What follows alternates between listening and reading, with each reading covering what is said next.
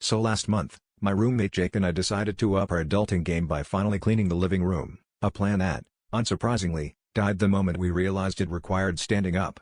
That's when I noticed the ancient pizza box on the coffee table, now a permanent fixture in our decor. I asked Jake if he was ever going to throw it out, and he told me, dead serious, "I can't. That's not trash. That's science." I should have known then that things were about to get weird, but I just shrugged and assumed he was buying time to avoid taking out the garbage. A week later, I caught Jake peering into the box with a flashlight, taking notes like he was observing a rare animal in the wild. He told me that we were witnessing the birth of a new civilization, and even started referring to the mold colony as Peperonius. I thought he was joking until he taped a tiny paper flag to a slice and declared it their capital city.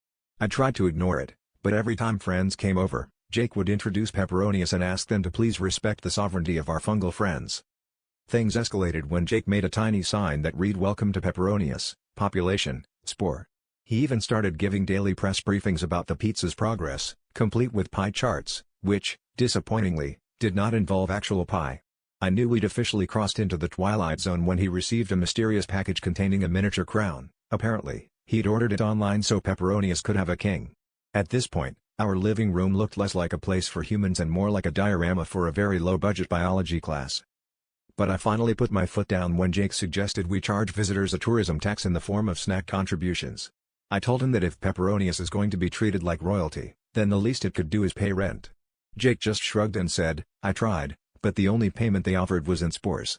Unfortunately, my landlord doesn't accept fungi as currency. Guess we'll have to evict the tenants for being a little too moldy with the rent."